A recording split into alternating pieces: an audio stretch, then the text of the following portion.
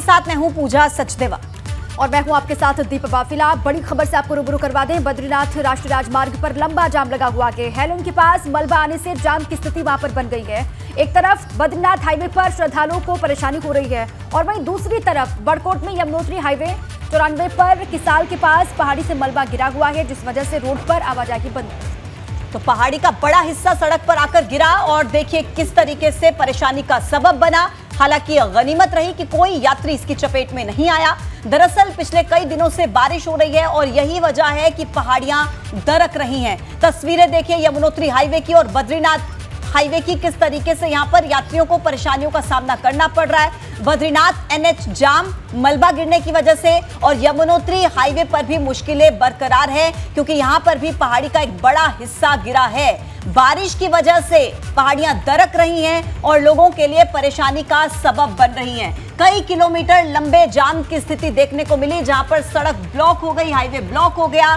5 kilometre तक का लंबा जाम बद्रीनाथ हाईवे पर देखने को मिला और यमुनोत्री हाईवे पर भी कुछ इसी तरीके की स्थिति बनी रही। तो देखिए भारी बारिश बीते कई दिनों से जारी है और यही वजह है कि बारिश की वजह से पहाड़ियां दरक रही हैं और लोगों के लिए परेशानी पैदा कर रही हैं। देखिए कई किलोमीटर का लंबा जाम, आवाजाही बंद पूरी तरीके से और यात्रियों को लंबा इंतजार करना पड़ा। हालांकि गनीमत रही कि किसी तरीके का कोई जानी नुकसान यहां पर नहीं हुआ, कोई बड़ा हादसा नहीं हुआ क्योंकि जिस समय पहाड़ी का बड़ा हिस्सा दरका उस समय कोई भी यात्री सड़क पर मौजूद नहीं था, इसलिए एक बड़ा हादसा होते होते टल गया। 2 तस्वीरें आपके टीवी स्क्रीन पर हमने रखी हैं। हेलन के पास की एक तस्वीर, बद्रीनाथ एनएच की आप ये तस्वीर देख रहे हैं और दूसरी तस्वीर आप यमुनोत्री हाईवे की देख रहे हैं। और दोनों ही जगहों पर एक कॉमन बात वो ये है कि दोनों ही जगह पर लोग परेशान हैं। मलबा गिरने की वजह से, पहाड़ी दरकने की वजह से यातायात ठप हुआ पड़ा है। कई घंटों से यात्रियों को इंतजार करना पड़ा, लंबी लाइन में लगे रहे। मलबा हटाने का काम वहां पर चल रहा है लेकिन यात्री परेशान हो रहे हैं।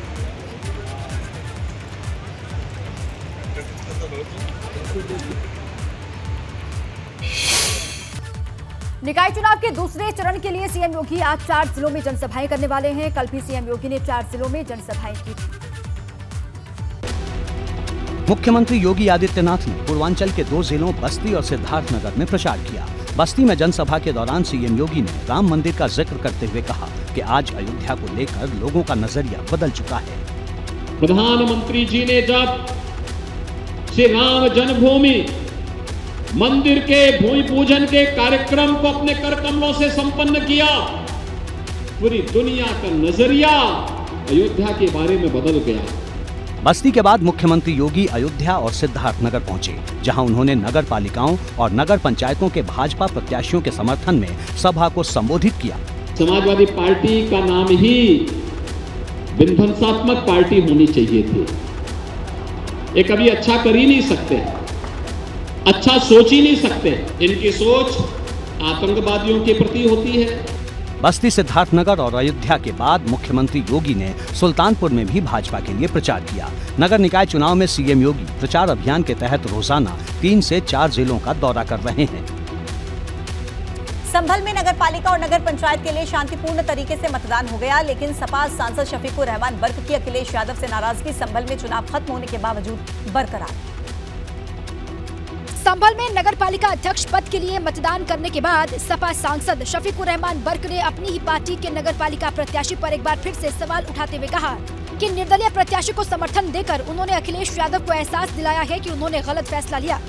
गलत किया, मतलब ये है कि हमने कहा था कि जो लड़कर आएगा वो आपका होगा, लेकिन उन्होंने फैसला इसके खिलाफ किया।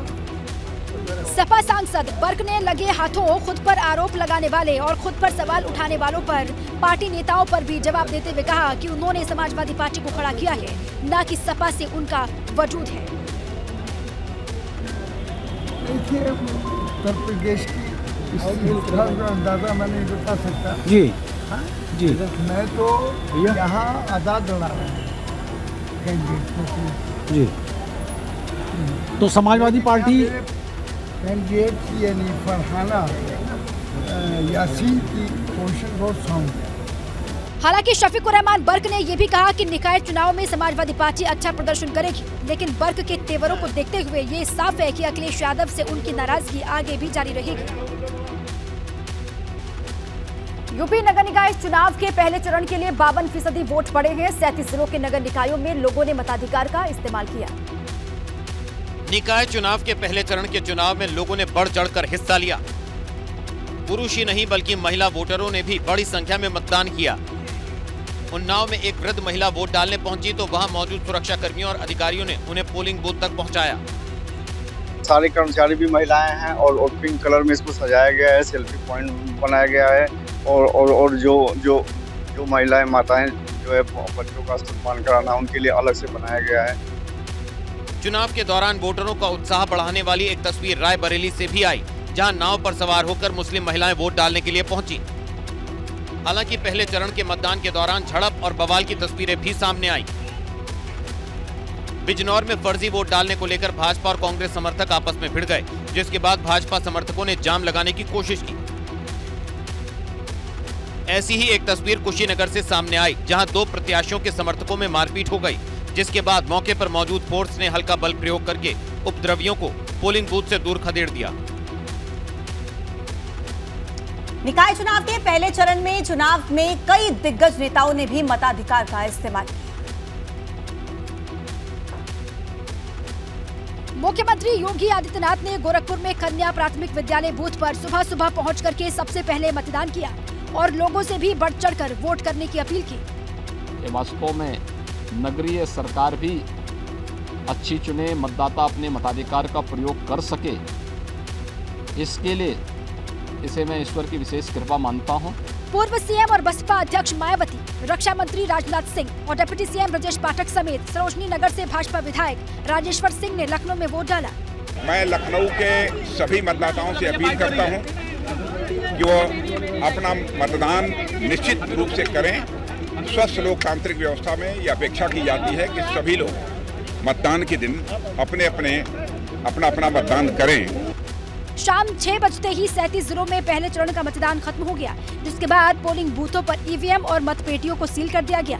अब नगर निकाय चुनाव के दूसरे फेज में 11 मई को मतदान होगा और 13 मई को निकाय चुनाव के नतीजे आएंगे। यूपी एसटीएफ ने कल एक बड़ी कार्रवाई करते हुए पश्चिमी यूपी के चर्चित गैंगस्टर अनिल दुजाना को मुठभेड़ में ढेर कर दिया। यूपी एसटीएफ को मुखबिर से सूचना मिली थी कि अनिल दुजाना मेरठ में मौजूद है और किसी बड़ी वारदात को अंजाम देने की फिराक में है। इसके बाद मेरठ में भोला की झाल इलाके में गंग नहर के पास यूपी एसटीएफ ने अनिल दुजाना को घेर लिया और मुठभेड़ में अनिल दुजाना ढेर हो गया। फायरिंग में अनिल दुजाना घायल हुआ, इसकी बाद में मृत्यु हो गई। अनिल दुजाना ग्रेटर नोएडा के दुजाना गांव का रहने वाला था, जिस पर हत्या के 18 मामले दर्ज हैं। दुजाना पर यूपी, दिल्ली, पंजाब और हरियाणा में 60 से ज्यादा मुकदमे दर्ज हैं। इनमें हत्या, रंगदारी, फिरौती, लूटमार और जमीन कब्जे जैसे गंभीर मामले शामिल हैं। अनिल दुजाना पर जेल में बंद गैंगस्टर सुंदर भाटी पर AK-47 से हमले का भी आरोप था। अनिल दुजाना जो एक ड्रेडेड गैंगस्टर है वेस्टर्न यूपी का, और इस पर बहुत बड़ी संख्या में मुकदमे कायम हैं। इसे एसटीएफ की मेरठ यूनिट ने एक मुठभेड़ में मार गिराया है। अनिल दुजाना कुछ दिनों पहले ही जमानत पर छूटकर जेल से बाहर आया था और हत्या के 2 गवाहों को धमकी देने के अलावा एक व्यापारी से 50 लाख रुपए की रंगदारी।